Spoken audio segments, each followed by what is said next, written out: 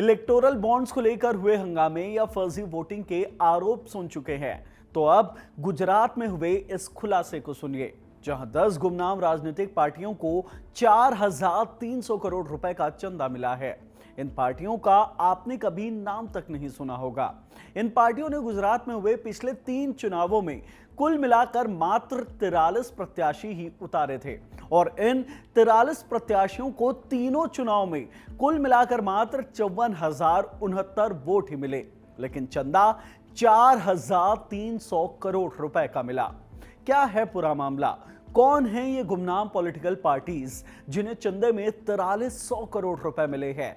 इन पार्टियों ने कैसे इलेक्शन कमीशन को धोखे में रखा हुआ था और अब कैसे इसका खुलासा हुआ है, सब कुछ जानते हैं इस वीडियो में। हेलो, मैं हिमांशु हूं और आप देख रहे हैं खबरगांव।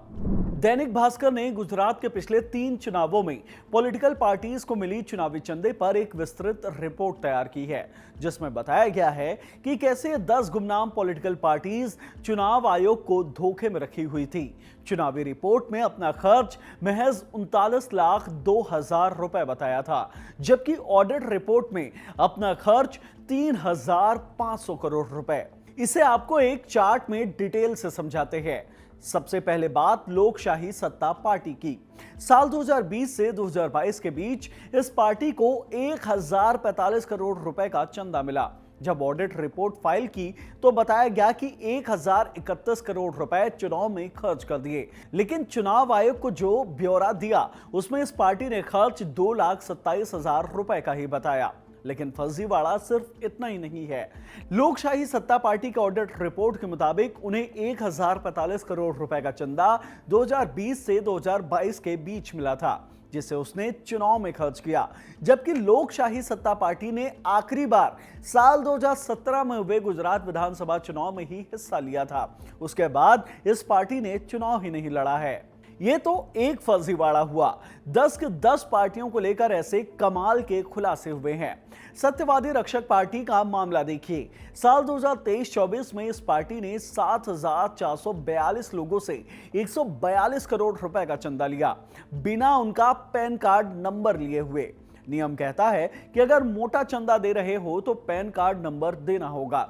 यहां तक कि आप बैंक से मोटी रकम कैश में निकालते हैं तब भी आपको पैन कार्ड देना होता है, लेकिन सत्यवादी रक्षक पार्टी ने बिना पैन कार्ड के ही 142 करोड़ रुपए का चंदा ले लिया। जांच में खुलासा हुआ है कि इस पार्टी को 42 लोगों ने 94 लाख रुपए डोनेट किए हैं, जिनके नाम के आगे सिर्फ डोनेशन लिखा हुआ है, यानी कि गुमनाम चंदा।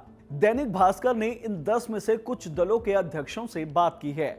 साल 2022-23 में न्यू इंडिया यूनाइटेड पार्टी को मिले 407 करोड़ के चंदे के सवाल पर इस पार्टी के राष्ट्रीय प्रमुख अमित चतुर्वेदी ने पल्ला झाड़ते हुए दैनिक भास्कर से कहा है कि इस बारे में सीए से पूछना पड़ेगा।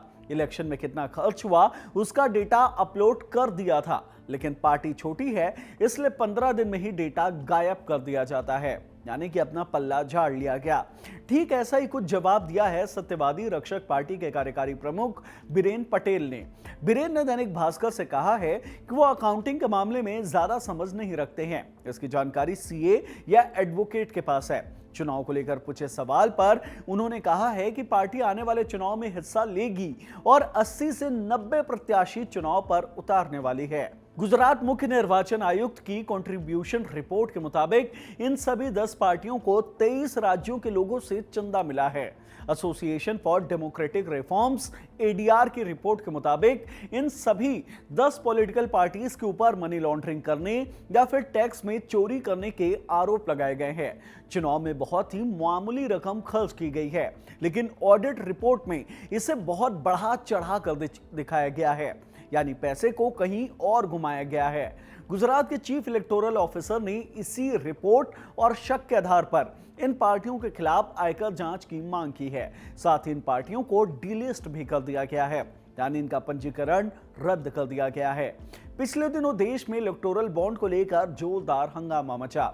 इसकी पारदर्शिता और उसके पॉलिटिकल पार्टीज को मिले चंदे पर जमकर हंगामा हुआ। BJP, Congress, Sapa, TMC, NCP जैसी हर नेशनल या रीजनल पार्टीज एक दूसरे पर आरोप लगा रही थी। गुजरात से 10 गुमनाम छोटी पॉलिटिकल पार्टीज को मिले इस 4300 करोड़ के चंदे की रिपोर्ट ने हर किसी को हैरान कर दिया है। इस मामले में आगे जो भी रिपोर्ट सामने आएगी हम आपको देते रहेंगे। धन्यवाद।